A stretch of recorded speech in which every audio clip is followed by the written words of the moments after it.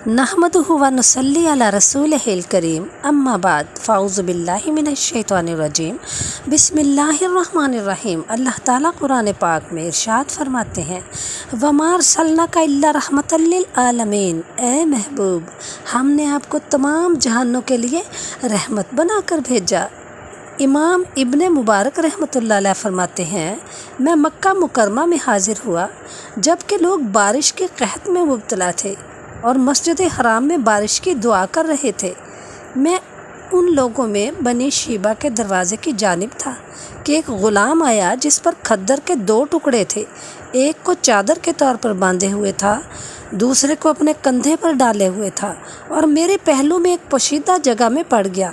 मैंने उससे सुना तो वो ये कह रहा था, ऐ मेरे परवरदिगार, गुनाहों की कसरत और ऐबों की स्याही ने इंसानों के चेहरों को बोसीदा कर दिया है।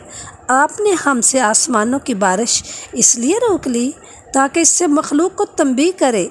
ऐ हलीम व बुर्दबार, मैं आपसे इल्तिजा करता हूँ, ऐ वो ज़ात जिसको आपके बंदे सिर्फ मोहसिन जानते हैं, उनको अभी अभी बारिश दे दें।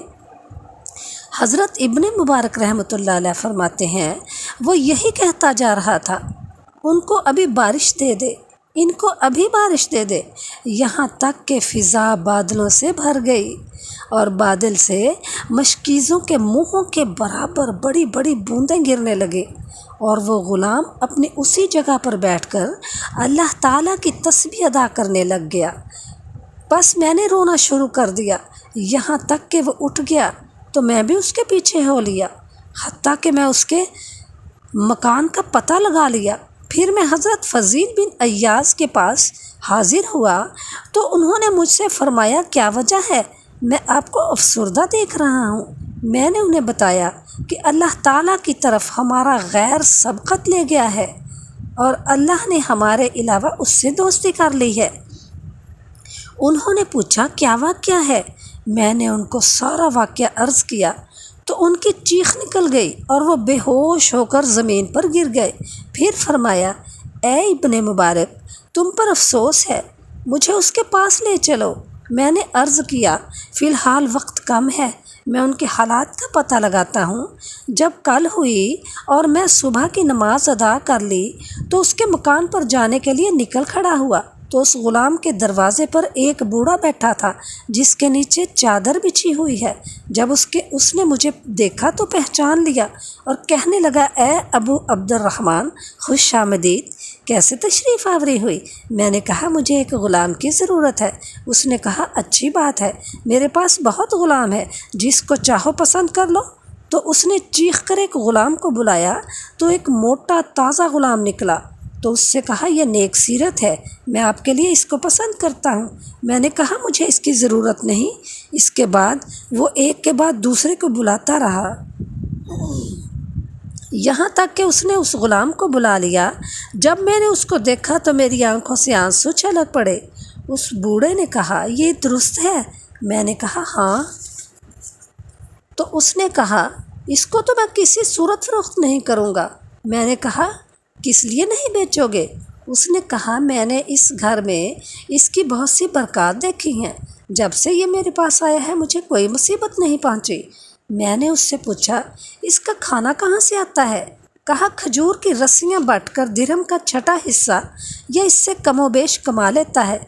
अगर ये बिक जाएं तो यही उसकी गुज़र औक़ात है, वरना सारा दिन वैसे ही गुजार देता है। मुझे ग़ुलामों ने इसके मुतल्लिक़ बताया है, ये इन लंबी रातों में भी नहीं सोता और किसी से मेल जोल नहीं रखता, अपने नफ्स का बड़ा ख्याल रखता है और मैं भी इसके साथ दिल से मोहब्बत करता हूँ। मैंने उस बूढ़े से कहा, हज़रत फ़ज़ील बिन अय्याज़ और हज़रत सुफियान सौरी, ये दोनों नहायत ऊंचे दर्जे के बुज़ुर्ग और मुहद्दिस हैं, इनके पास बग़ैर किसी काम के चलो।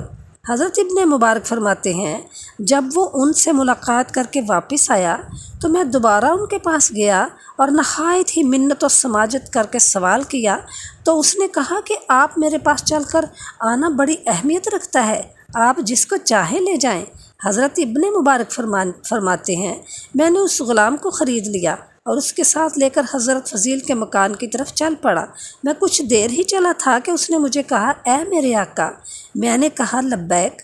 اس نے کہا، لبیک نہ کہیں، غلام ہی اس لائق ہے کہ اپنے آقا کو لبیک کہے۔ میں نے اس سے کہا، میرے دوست آپ کی کیا حاجت ہے؟ اس نے کہا، میں کمزور بدن ہوں، خدمت کی طاقت نہیں رکھتا، کسی دوسرے غلام سے آپ کو زیادہ فائدہ ہوتا۔ اس بوڑھے نے آپ کے لیے اس غلام کو پیش کیا تھا جو مجھ سے موٹا تازہ اور طاقتور تھا۔ میں نے کہا، اگر میں آپ سے خدمت لوں تو اللہ تعالیٰ میری طرف رحمت کی نظر ہی نہ کرے۔ میرے آپ کو خریدنے کا مقصد یہ ہے کہ میں آپ کو اولاد کی جگہ دوں گا، آپ کی شادی کراؤں گا اور میں خود آپ کی خدمت کروں گا۔ تو وہ رو پڑا۔ میں نے اس سے کہا، آپ کو کس شے نے رلایا؟ اس نے کہا کہ آپ یہ کیوں کریں گے؟ آپ نے میرا کوئی رابطہ اللہ تعالیٰ سے یقیناً دیکھ لیا ہے، ورنہ آپ نے صرف مجھے ان غلاموں سے کیوں خریدا؟ میں نے کہا، واقعی اس کے سوا آپ سے میری کوئی حاجت نہیں۔ اس نے کہا، میں آپ کو اللہ کا واسطہ دے کر کہتا ہوں، آپ مجھے اس رابطے کے متعلق ضرور بتائیں۔ میں نے کہا، تمہاری دعا کی قبولیت کی وجہ سے۔ تو اس نے کہا، انشاءاللہ مجھے لگتا ہے کہ تو نیک آدمی ہے۔ اللہ کی مخلوق میں کچھ نیک لوگ ہوتے ہیں جن کی شان اپنے محبوب لوگوں کے سامنے اللہ تعالیٰ ظاہر فرما دیتے ہیں اور ان کے حالات کا اظہار بھی اپنے پسندیدہ حضرات کے سامنے کرتا ہے۔ پھر اس نے کہا، آپ کچھ دیر میں میرے انتظار کریں، میری رات کی کچھ رکعتیں باقی رہتی ہیں، میں ان کو پورا کرنا چاہتا ہوں۔ میں نے کہا، حضرت فضیل کا گھر یہ سامنے ہے؟ اس نے کہا، نہیں، مجھے یہیں پر اچھا لگتا ہے، اللہ تعالیٰ مہلت نہیں دیتے۔ پھر وہ مسجد میں داخل ہو گیا اور بہت دیر تک نماز میں مشغول رہا۔ پھر میرے پاس اپنے ایک ارادے کے ساتھ آیا اور میری طرف متوجہ ہو کر کہنے لگا، اے ابو عبد الرحمن، آپ کا کوئی کام ہے؟ میں نے کہا، کیوں؟ اس نے کہا، کیونکہ میں نے واپس جانا ہے، میں واپس جانا چاہتا ہوں۔ میں نے کہا، کہاں جانا چاہتے ہو؟ اس نے کہا، آخرت کی طرف۔ میں نے کہا، ایسا نہ کرو، کچھ وقت تو مجھے دے دو، میں آپ سے فائدہ حاصل کر سکوں۔ اس نے کہا، زندگی تو اس وقت تک پسند تھی جب تک معاملہ میرے اور اللہ تعالیٰ کے درمیان تھا، لیکن اب جب آپ اس پر مطلع ہو گئے ہیں تو آپ کے علاوہ کوئی اور بھی مطلع ہو سکتا ہے جس کی مجھے ضرورت نہیں۔ پھر وہ منہ کے بل گر پڑا اور کہہ رہا تھا، اے میرے مالک، اسی وقت میری جان قبض کر لے۔ پس میں نے اس کے قریب ہو کر دیکھا تو وہ مر چکا تھا۔ اللہ کی قسم، میں جب بھی اس کو یاد کرتا ہوں تو بہت غمزدہ ہوتا ہوں۔ میری نظر میں دنیا چھوٹی ہو جاتی ہے اور عمل حقیر ہو جاتا ہے۔ اللہ اس پر بھی رحمت فرمائے اور اس کے طفیل ہم پر بھی رحمت فرمائے۔ محترم ناظرین، اگر آپ کو میری یہ ویڈیو پسند آئی ہے تو پلیز اس کو سبسکرائب کریں اور لائک بھی کریں تاکہ میری حوصلہ افزائی ہو۔ اللہ تعالی ہم سب کا حامی و ناصر۔